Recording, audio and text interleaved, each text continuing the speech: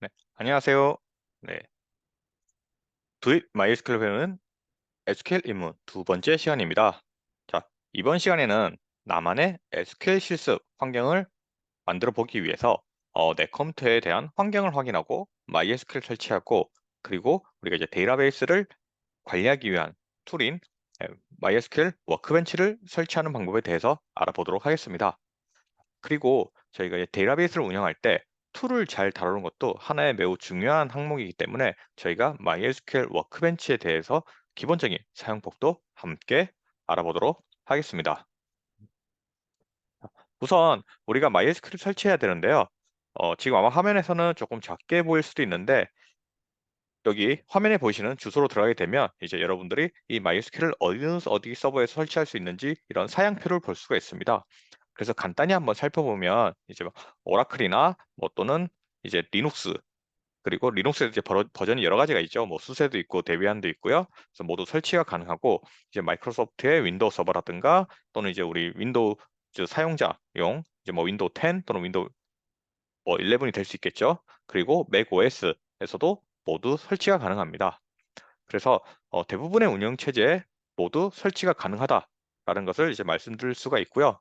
사실 여기 사이트에 들어와 보면 현재 대부분의 거의 최신 버전으로만 나열되어 있는데 실제로는 현재 여기 나열되어 있는 버전 말고도 약간의 하위 버전에서도 충분히 문제없이 설치가 된다라는 것을 말씀드릴 수가 있습니다.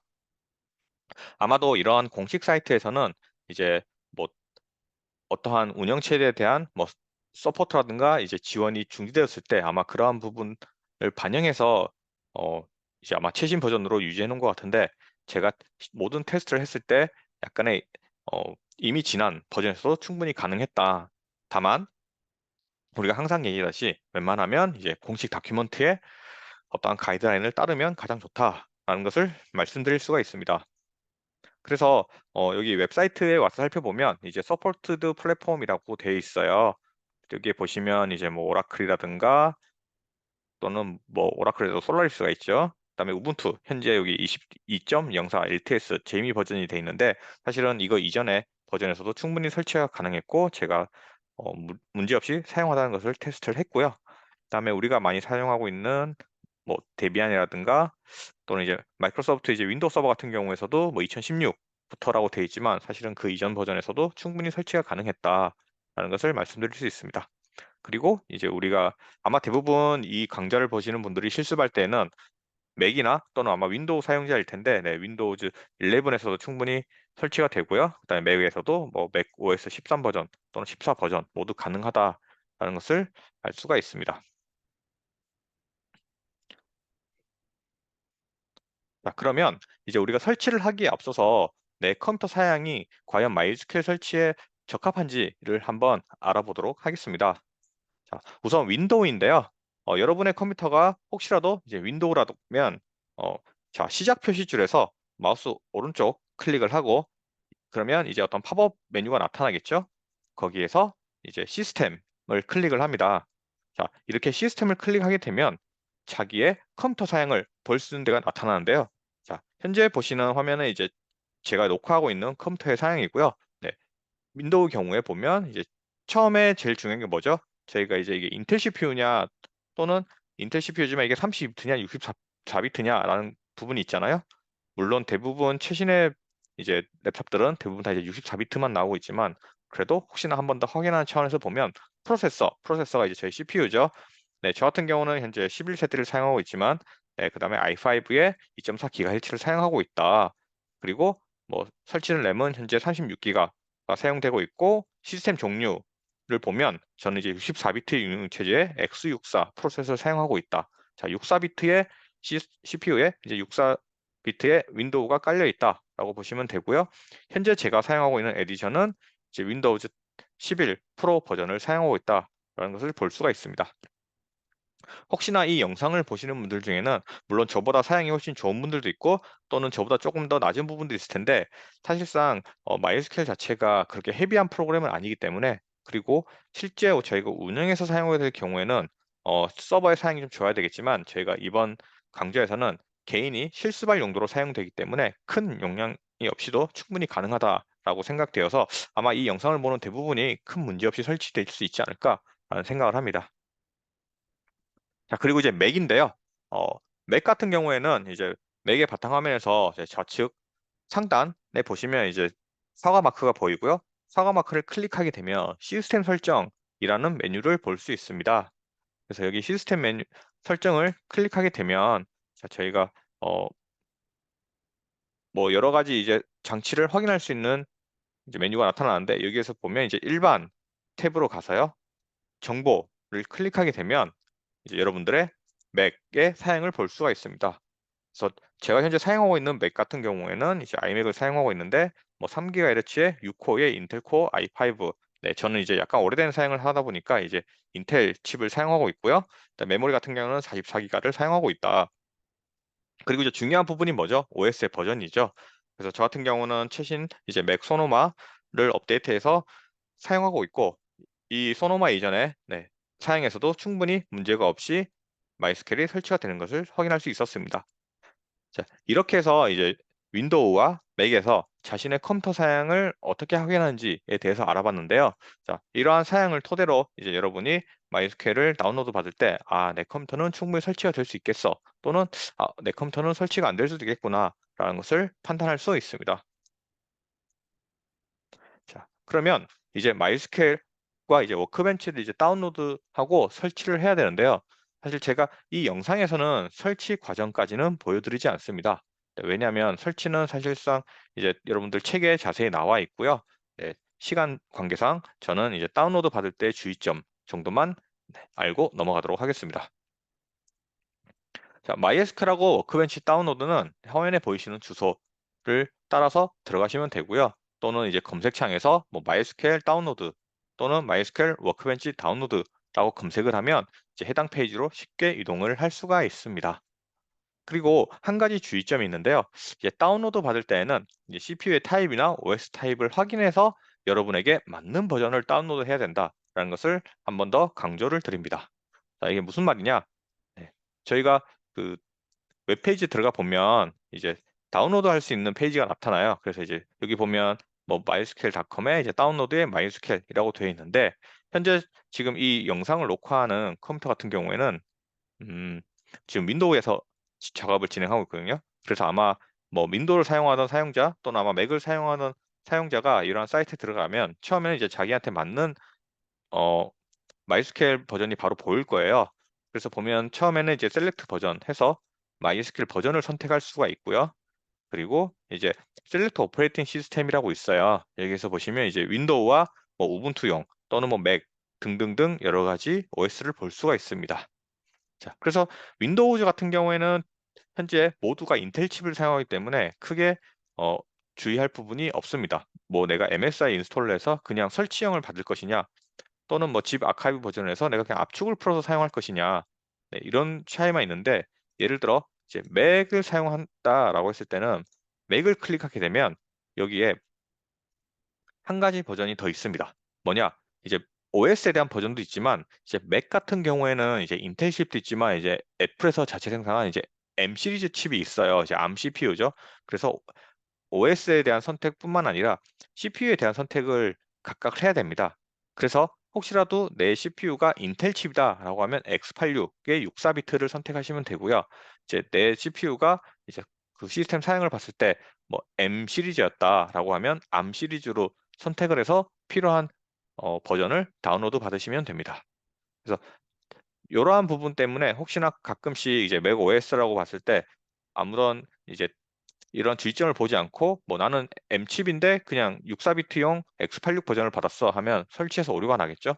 그러면 나는 왜 설치가 안 되는 거지?라고 이제 오해를 할 수 있기 때문에 반드시 이러한 부분은 네, 주의해서 사용하시기 바랍니다.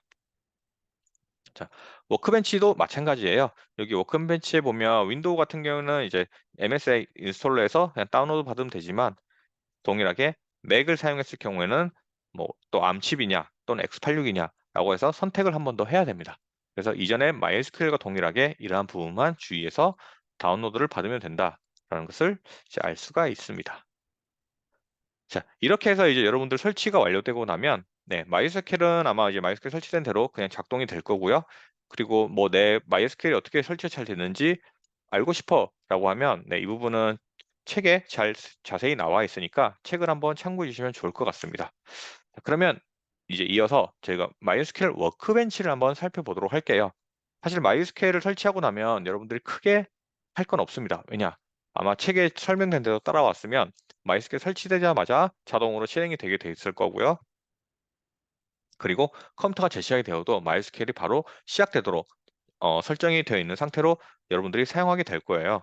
그럼 이제 워크벤치 같은 경우는 MySQL 접속해서 이제 MySQL에 우리가 뭐 셀렉트도 해보고 데이터를 조회하거나 뭐 입력하거나 여러 가지 일을 하게 될 텐데 그러면 이러한 툴 사용법을 또 저희가 잘 알아야 네, 어떻게 또 빠르게 학습할 수 있기 때문에 한번 살펴보도록 하겠습니다. 자, 우선 MySQL 워크벤치인데요. MySQL 워크벤치 같은 경우는 이제 MySQL에서 제공하는 공식 데이터베이스 관리 툴이에요. 아마 이미 MySQL을 좀 경험해 본 사람들이거나 또는 이미 뭐 코딩 관련해서 여러 공부를 하고 계신 분이 있으면 뭐 각자의 컴퓨터에 뭐 비주얼 스튜디오 또는 뭐 애저 데이터 스튜디오라든가 또는 DBA버 등 다양한 DBMS를 관리할 수 있는 툴이 깔려 있을 수도 있어요. 물론 그런 툴로도 충분히 MySQL을 운영할 수가 있습니다. 그래도 저희가 이제 MySQL 강좌인 만큼 이왕이면 공식 툴도 한번 알아보자라고 해서 이 책은 MySQL 워크벤치를 활용해서 네, 실습을 하게 저희가 구성을 했고요.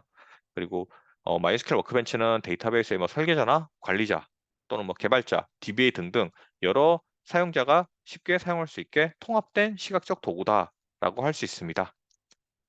그래서 워크벤치에서 제공하는 주요 기능으로는 뭐 서버의 구성이라든가 사용자 관리, 그다음에 뭐 백업, 복원 또는 뭐 데이터 내보내기 같은 그런 편의 기능도 다 포함이 되어 있고요. 네, 특이하게 이제 워크벤치 같은 경우는 모델링에 대한 그런 솔루션도 포함이 되어 있어요. 네, 그래서 아마 이 책에서 그 부록 부분에 보면 모델링을 하는 방법도 나와 있으니까 나중에 네, 시간 되시는 분은 한번 참고해 보시기 바랍니다.